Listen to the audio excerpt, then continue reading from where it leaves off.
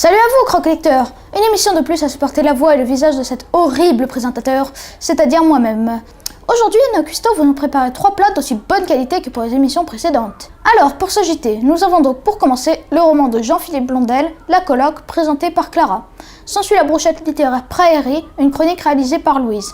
Et pour achever ce numéro, notre petit manga habituel, Poison City, par notre mangavore numéro 2, Mathieu. Alors Clara, pour ce plat du jour, présente-nous donc ton livre. Bonjour à tous, aujourd'hui je vous retrouve pour une nouvelle chronique sur le roman de Jean-Philippe Blondel, La Coloc, un auteur que nous avons rencontré au Salon du Livre de Paris sur le stand Actes Sud Junior. Peut-on connaître la trame de l'histoire? Romain Seurat est un adolescent de 16 ans qui rêve d'indépendance. Il a passé sa seconde à l'internat mais a craqué à cause du bruit et du manque d'intimité. Après avoir fugué de l'internat, il est rentré chez lui, au bout du monde. Romain habite à la campagne avec ses parents, mais l'ambiance est tendue entre une mère trop protectrice et un père effacé. À la mi-mai, c'est une bonne nouvelle pour Romain. Sa grand-mère est morte. Et surtout, elle laisse en héritage un appartement. Mais pas n'importe où, près du lycée de Romain. Pour lui, c'est l'occasion rêvée pour négocier avec sa mère de la future utilisation du logement. Car il sait que pour ses parents, l'héritage leur est encombrant. Lui a déjà une idée en tête, la colocation, et remercie encore sa grand-mère. C'est d'ailleurs la seule chose qu'elle laisse à son petit-fils, pas de souvenir d'elle et de lui. Elle a toujours été comme ça, indépendante, solitaire et égoïste. La mère de Romain en a beaucoup souffert pendant son enfance et maintenant elle est une mère omniprésente, étouffant son fils. Alors l'imaginer habiter seule à 16 ans est impensable pour elle.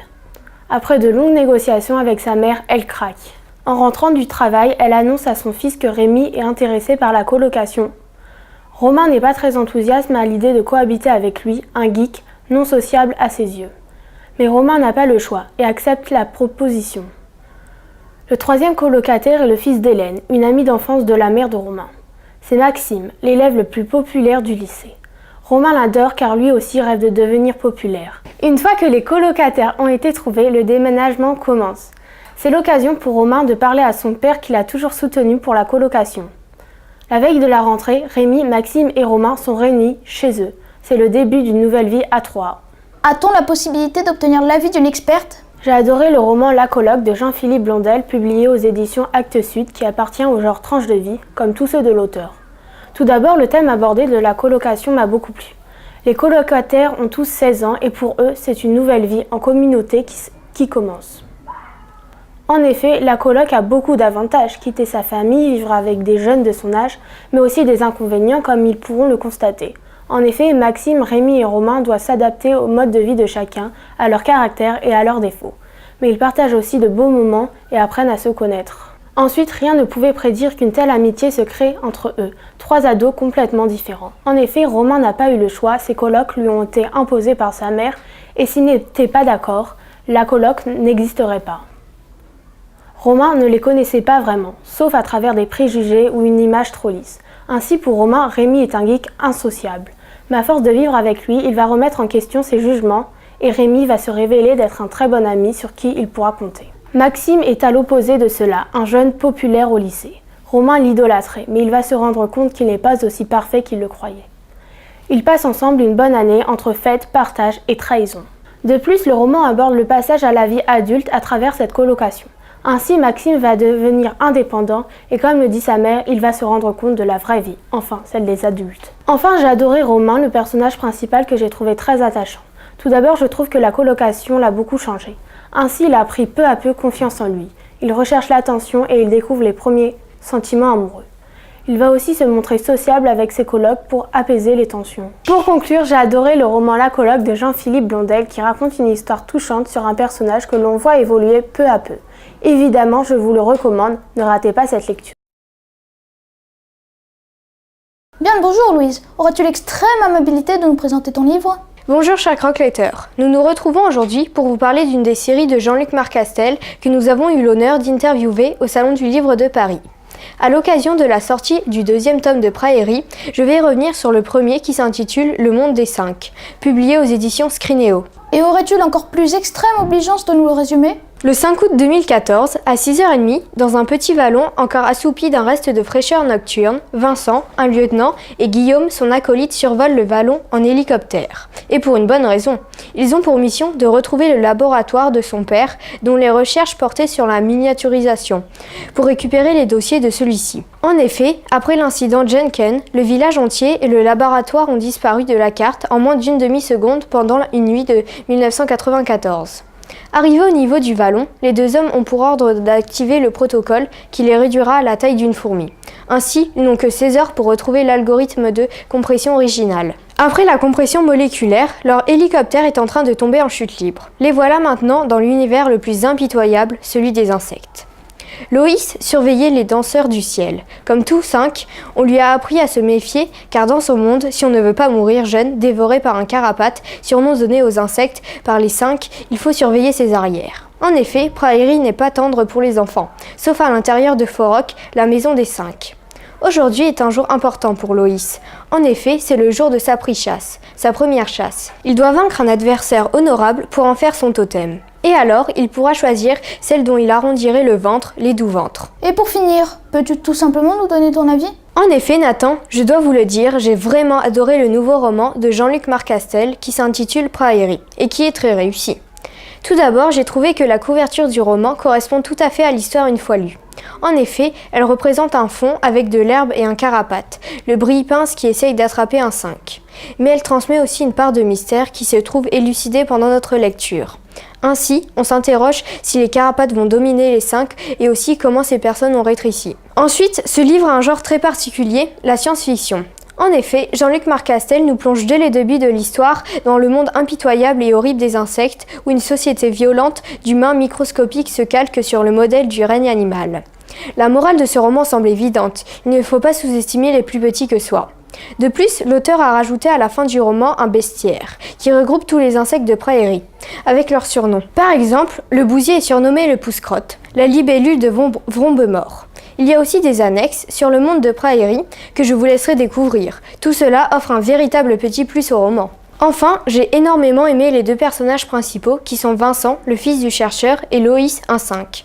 Ces deux personnages ont tous les deux des profils de héros. En effet, ils sont courageux, ils combattent des carapates, de plus ils partagent la même quête. Retrouver le laboratoire du père de Vincent. En effet, Loïs fuit les siens car il n'est pas d'accord avec leur méthode de vie. Il pense que Vincent est un dieu qui pourrait changer les choses. Quant à Vincent, il doit retrouver le laboratoire de son père, sinon il risque de mourir au bout de 16 heures qui lui sont imparties. Dans leur quête, ils sont accompagnés de Stéphane, la sœur de Loïs, et une fille Volmore, second peuple de Prairie. Vous l'aurez compris, je vous recommande fortement la série Prairie de Jean-Luc Marcastel, qui commence très fort. C'est un véritable indispensable. Il ne reste donc plus qu'une chose à faire, vous lancer dans cette fable environnementale. Pour ton deuxième manga, Mathieu, que nous proposes-tu ? Salut les crack lecteurs. Aujourd'hui, je vais vous présenter Poison City, un manga de Tetsuya Tsutsui, édité chez Kiun.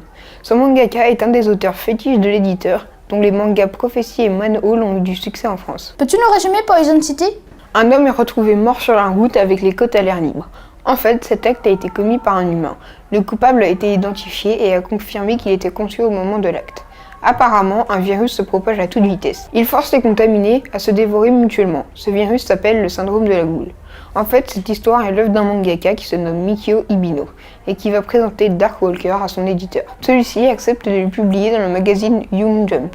Heureux, Mikio Ibino rentre chez lui. Et sur le chemin, il assiste à la destruction d'une statue qui est jugée comme de la pornographie infantile, car elle représente un enfant qui exhibe son sexe et qui urine. Pendant le temps où Mikio Ibino travaillait, de grands changements se sont produits au Japon. Depuis que les Jeux Olympiques ont été annoncés au Japon, la censure s'accentue pour que les étrangers aient une bonne image du pays.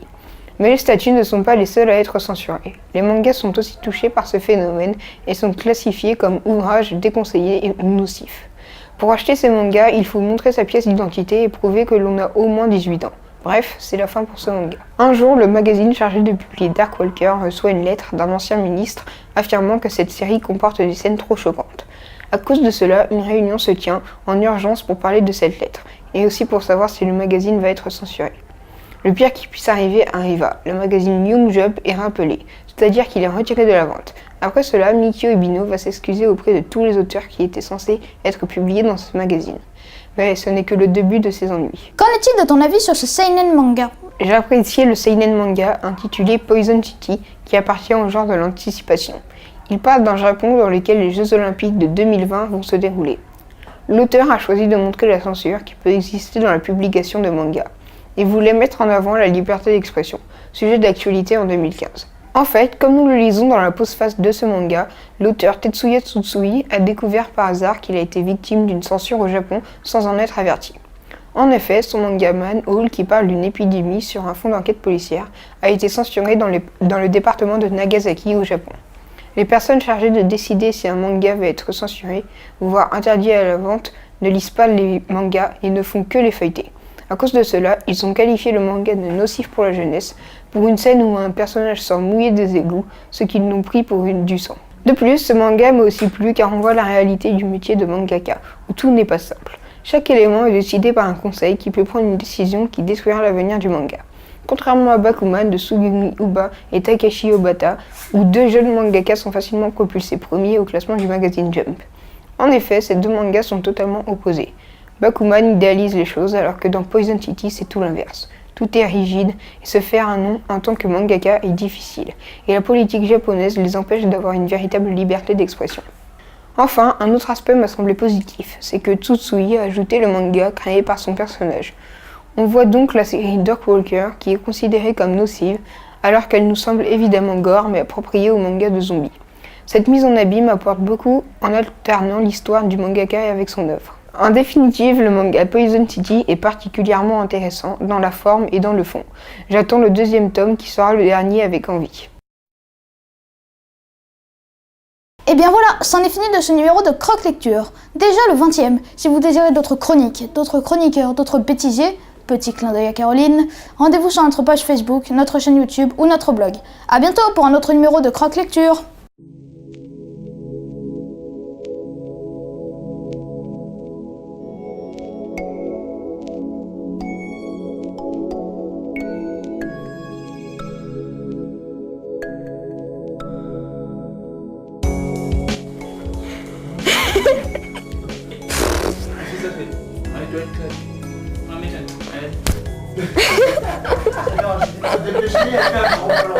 Après la compression moléculaire, j'ai bizarre.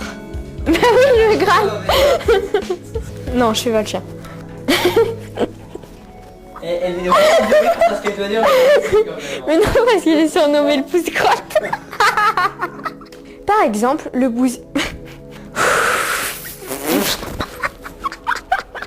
Par exemple, le bousier est surnommé le pouce-crotte.